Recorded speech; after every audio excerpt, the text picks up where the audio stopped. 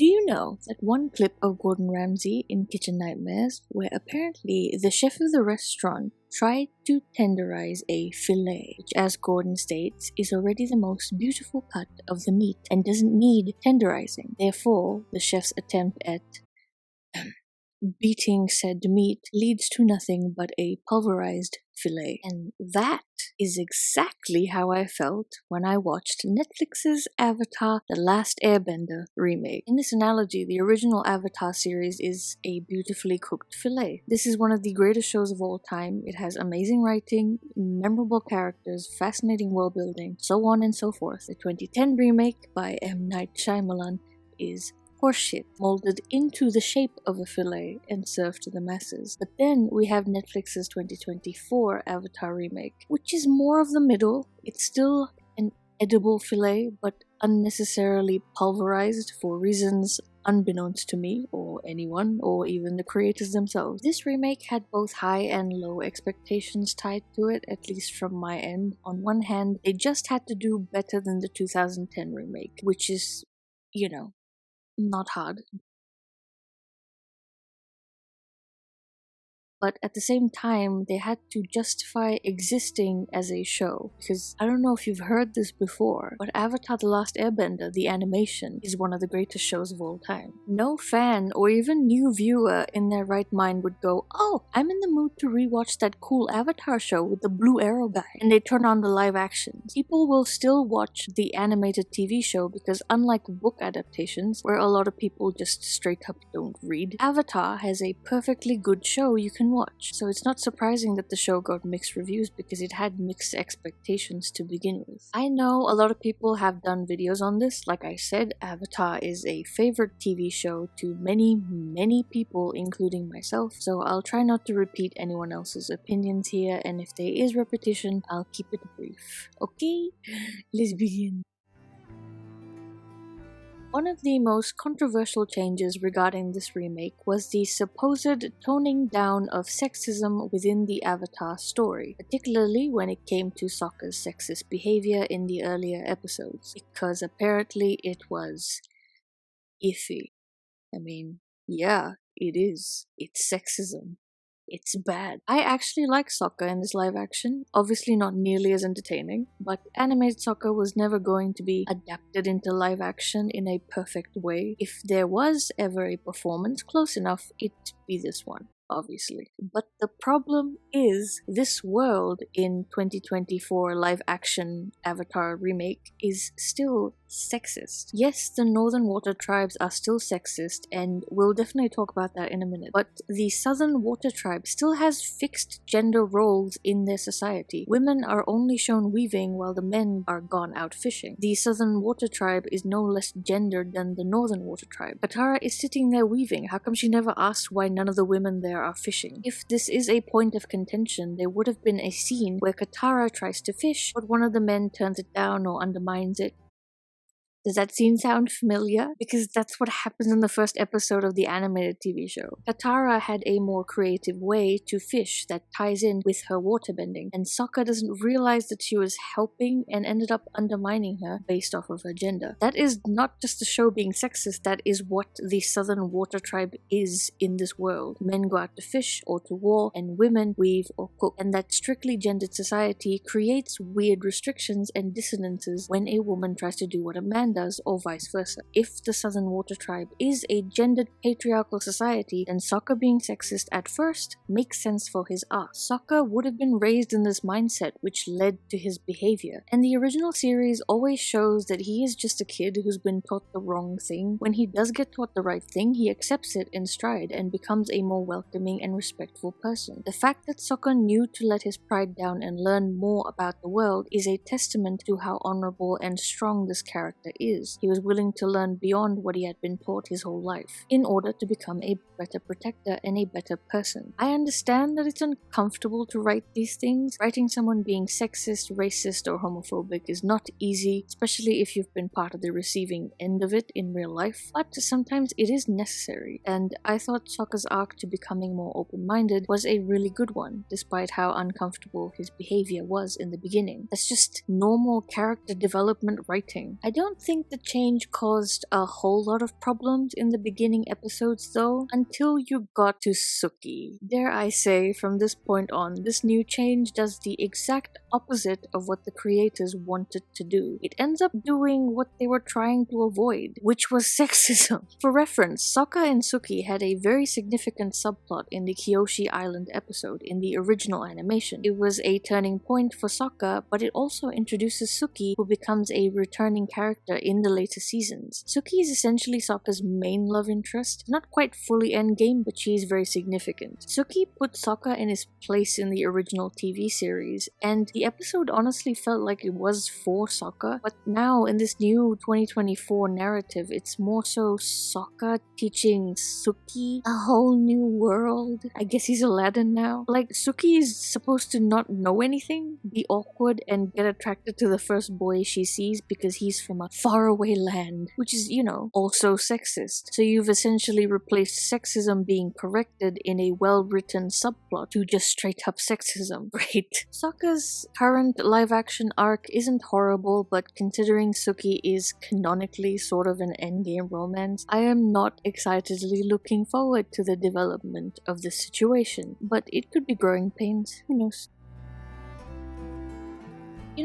After seeing a literal mutated adaptation from Netflix with Shadow and Bone, I didn't worry too much about the structure of the show because at least Netflix didn't try to make Legend of Aang and Legend of Korra at once, side by side, Like, believe it or not, Netflix have made stupider decisions than just making Avatar a little boring. Unfortunately, much like Shadow and Bone's adaptation, I can sense Netflix's lack of pacing in this remake. When you have a fantasy world like this one, you need to have moments where your characters are just sort of living in it. It allows for the reader or viewer to get a gauge of what this world is and get accustomed to it. This is true to remakes as well, regardless of how much people know the IP. You need to let people live in the world a little. This tactic was original Avatar's biggest upsides. You got to experience the world through these characters in careful, loving pacing, despite it just being 3 seasons. Netflix Avatar's pacing is neither careful nor loving. There are certain scenes and episodes from the animated TV show that are thrown in the live action because that is what happened in the original. It seems to be a unanimous agreement that episode 5 is the worst of the bunch, and I agree. I was very bored and got very irritated. And they also did that thing where if writers don't know how to structure a scene, they resort to character narration. It happens in the end of episode 5 and then again in the beginning of episode 6. As if this was the structure of the episodes the whole time, when it wasn't. You can't just introduce a new narrative structure. Also, I think episode 6 is not good, but I like Zuko's plotline where the 41st Division is the crew he protected. Same thing with the confrontation in episode 4 between the Ba Sing Se soldier and Iroh. Adding these peripheral details was probably the remake's biggest strength in my opinion. Unfortunately, the strengths are few and far between. I didn't mention this in the beginning, but I'm doing it now in the script for some reason. But you will notice that I won't talk about the visuals too much. Like, it looked fine, the costumes were really good, set pieces were okay. I'm not a huge fan of the backgrounds, but honestly this show must have been a pain in the ass to turn into CGI. Not that anyone asked them to do it, but the blending was cool. I liked it. I think I got all of it. Yeah? Okay? Alright. Character development. It doesn't exist. It's not there. It was too hard for Netflix, so they just didn't do it. Great. Avatar has a lot of world building, yes, but it is primarily character driven. Zuko's redemption arc is known as one of the best written redemption arcs on screen. Not just that, but the original always makes sure that each character and dynamic is catered to some extent. The remake doesn't do this. In fact, they barely develop the main 3 characters. I have mixed feelings on the actors' performances, but more than anything, I never saw any kind of change or development through the season. Even Zuko is kind of nice at a time when he's supposed to be the prime antagonist. I already knew Aang would be a difficult character to act out in live action. Aang, the way he's made is for animation, you know? And I think the actor does his job to the best of his ability. The boy's like 12, I'm not gonna, it's fine. He did his best. Obviously, I mentioned this in my Shadow and Bone videos, but actors can't save bad scripts. Yeah, Johnny Depp did it with his performance in Pirates of the Caribbean, but that was one time and it was literally fucking legendary. Writers have to write good scripts. There's no way around this. You fuck up the script, you fuck up the whole show. There's no escaping this. Katara. Oh, Katara. Who is this? Why is it that Netflix is afraid of writing sexism, but at the same time blatantly disrespects their female characters? How does this work? Please explain it to me. And oh my god. Oh, holy shit. So Netflix did the Avengers Endgame thing with the feminism. They hate it. So the gang go to the Northern Water Tribe, and Katara finds out that women aren't allowed to waterbend in combat, and she clashes with Master Paku. This is in the original show, and it's a very compelling arc. The original also emphasizes that the Southern Water Tribe was not nearly as restrictive as the Northern Water Tribe in terms of gendered roles, hence why Katara's grandmother ran away to that place, which is also probably why Sokka didn't have such a hard time learning his lesson. And the remake doesn't nearly capture the same effect and emotion that the original had with this arc. Like in the original, you felt Katara's rage and energy whilst fighting to be respected as a warrior, whereas the remake was like, oops, my hair is out, OMG, my hair is out, splash sploosh. And then in the finale battle, the whole Fishzilla business, Katara encourages Paku to get the women to fight. They had all the women just lined up, staring at him, and this was supposed to be inspirational somehow. Do you see what happens when you support stupid shit like this? Netflix is imitating it because they think it's a good replacement for actual thoughtful feminist writing. If you support lazy writing, then people will keep writing lazy. Grow the fuck up. This is not feminism. Certainly not a strong representation of it, and I don't want to hear anyone pretending that it is, especially since they can't be bothered picking up any of these fantasy books instead of sucking Marvel and Netflix's dick. Okay, sorry, it's fine, you don't have to read. But women are writing women, especially recently, so stop giving this shit the time of day and ignoring the stories that are actually meaningful, or at the very least interesting to the thematic of feminism.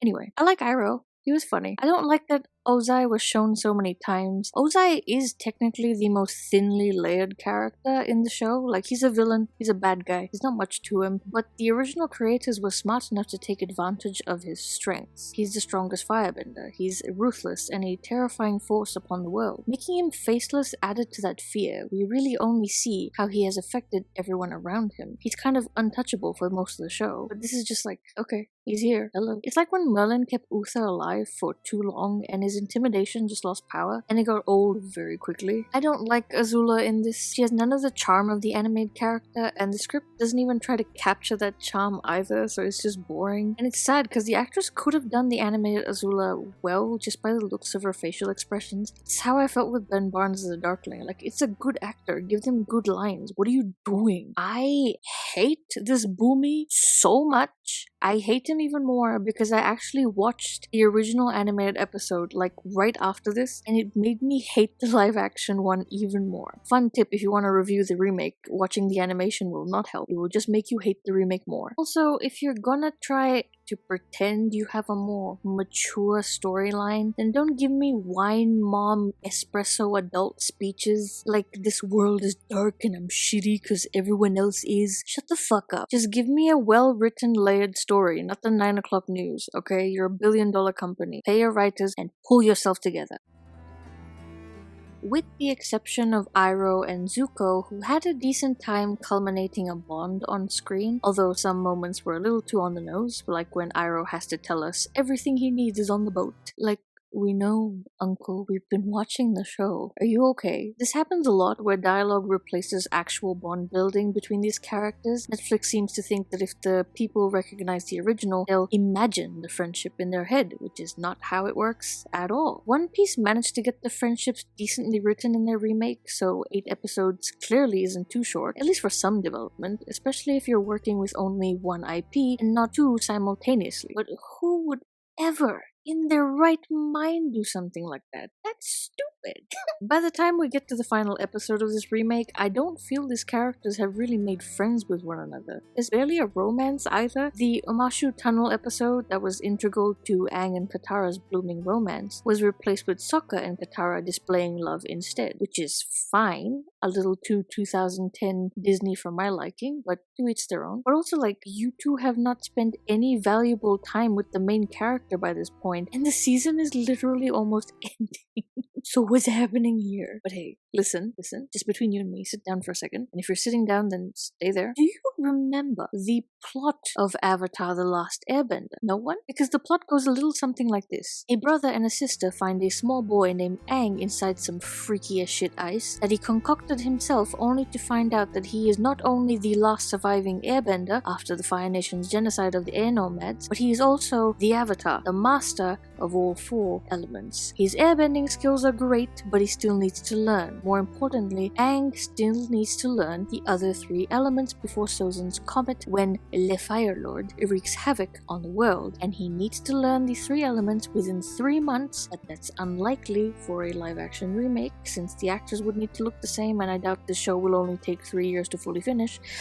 Considering the first season alone took like 5 years or so, the 3 months is probably not going to happen. But that is the plot. That is what happens in the story. And you know what's weird? Aang does not train in waterbending in a single one of these episodes. He's just the Avatar, and then he becomes a Fishzilla at the end. There's no training, there's no making waves and swirlies. Like, what the fuck? This isn't some Greed Island training arc that you could shorten in a few episodes. This is the entire fucking plot. How do you forget this? You had 5 years to make this and you forgot the plot? You know, I can excuse forgetting little things and, you know, not making Sokka as sexist or whatever, but like, what is this? How did no one in the writer's room revise this and say, hey, we don't have any waterbending training episodes, or even scenes for that matter? You've got the right spirit and I can see the heart in this project, don't get me wrong, but this is one of the stupidest oversights. Dare I say, this is somehow an oversight just as stupid as the ones in the 2010 remake. And that's how you know you're fucking up. It's like the Avatar franchise radar, you know? The green is the originals, the yellow is the current remake, and the red is the 2010 remake. You don't want the meter reaching the 2010 remake. That's danger. Stop this now so it doesn't get worse in other seasons. Remember to add the bending training. I shouldn't have to tell you this, but I guess Netflix is overdosing their company gummies lately. I don't know, so I'm just putting a reminder. The main tagline for this whole scenario is, no one asked for this, but it's happening and it's not too bad. It's okay. I'll watch the other season when it comes out. Yeah, I'm gonna go. Bye.